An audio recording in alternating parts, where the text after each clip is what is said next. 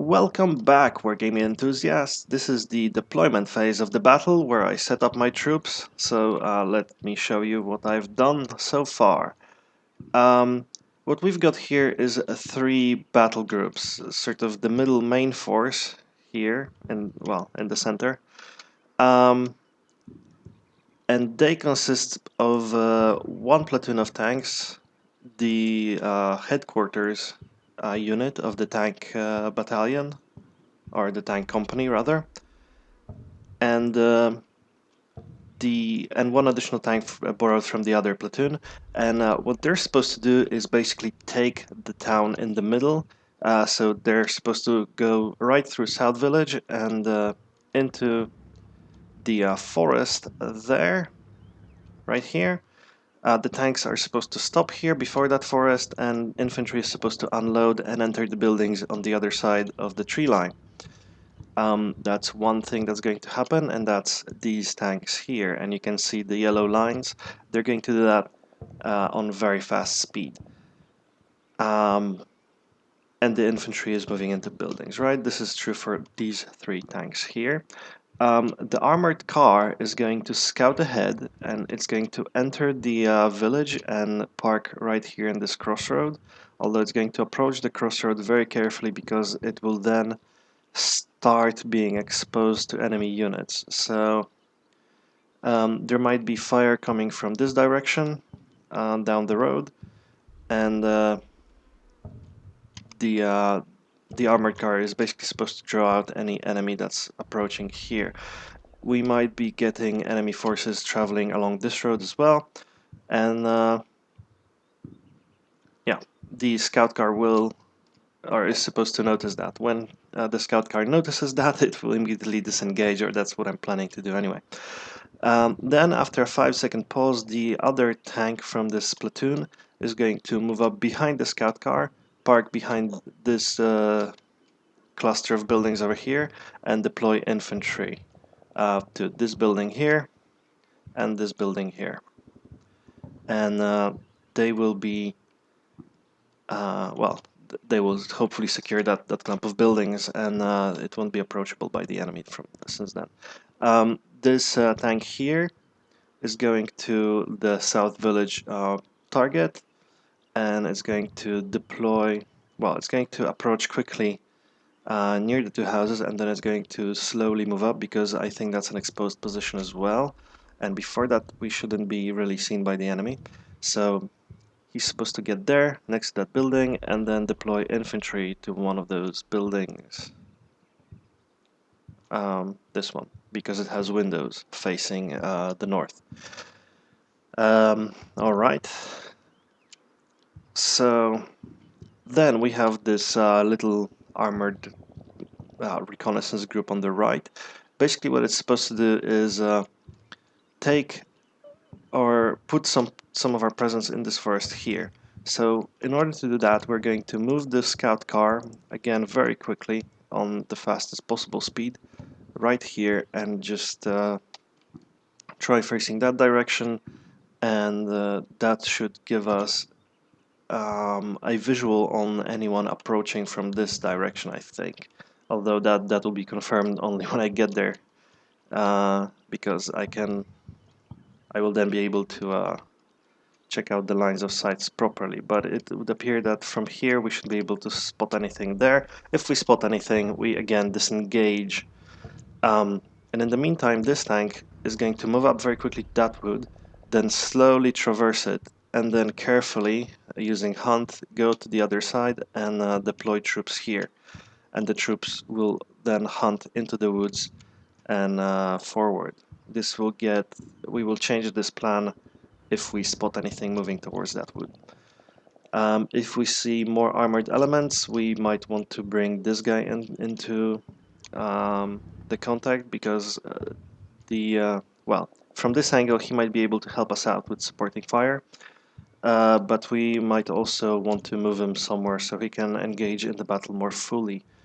So that's the right flank. My left flank is going to be again composed of an armored car and a tank with some infantry on it, and their mission is to scout the woods on the right. So which is probably an easier mission. While the enemy might be moving through here, we are basically undercover all the way that we're moving, all of our way moving here. So we're going to deploy the scout car here. We're going to put him in the woods here. He's going to do that very slowly and on hunt. If he sees anything, then again we will disengage if we are seen or if we suspect we are seen. Um, the tank will move slightly less fast over here, and we're going to deploy the infantry, into those woods over there. Um, so I want the scout car to, the scout car should scout ahead. It's going to make sure that there's no enemy presence in those woods, and once we know that, we can deploy infantry, and the infantry is going to deploy there and act as scouts for as long as we can get them to. We might split them up later on. They are 10 guys each. I think these infantry teams, I think I said they're 8 men each, but they are 10 men each. So there are 2 teams, so we can split them down the middle, and that should work. So that's my plan.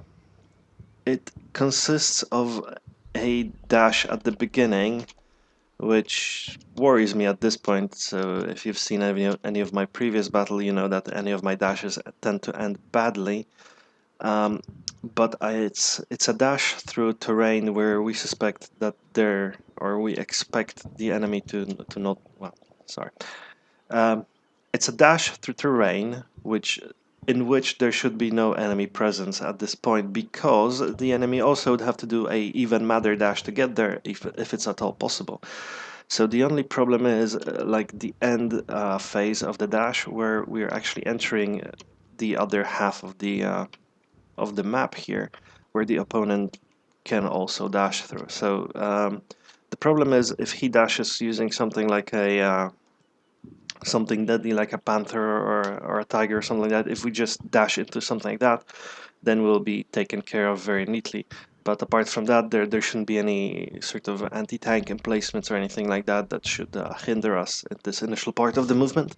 So that's why I'm doing the dash. And again, there are certainly advantages to doing it, i.e. instead of having through a later advance under enemy fire through this bit here, we will be safely placed in houses. It's a sort of move, though, that can be expected of me, so I'm wondering whether the enemy will put a barrage on that village over there, and then again, if it's mortar fire or something like that, we should be safe in houses. If he puts a barrage on that forest over there, while our infantry is moving through it, then that would be bad, but that would also be very lucky of him. So from this dash, I expect little to no enemy contact. If there is enemy contact, I will probably disengage at this initial phase, unless we have a good chance of winning the engagement. And also, if I lose one tank or something like that, or one armored car, I'm going to be fine with the losses. However, I don't want to suffer any more losses than that at this initial phase. And since we're moving on these fast speeds, this is going to be very loud, and this is going to be very, very visible to the enemy, I think. Um, so we will be dealing with that the enemy will have some intelligence on our movement straight off the bat. Which I'm fine with, because, like I said, this is a move that can be expected from me. I'm slightly more worried about the flanks and us being seen on the flanks. Yeah, but again, flanks are slightly more modulated in that the armored cars move fast, but the tanks move slightly more slowly, so that they will make slightly less noise. And maybe we can convince the enemy that there's more of us than there actually is of us on the flanks, which would be interesting.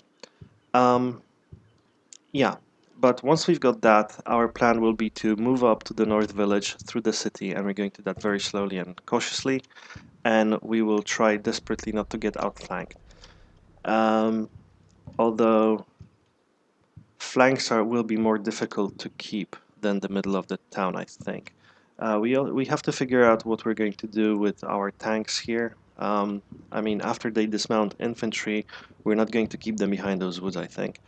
That would be, first of all, a waste of our resources, in that these tanks can be used as spotters and anti-tank emplacements, and, well, anti-tank elements.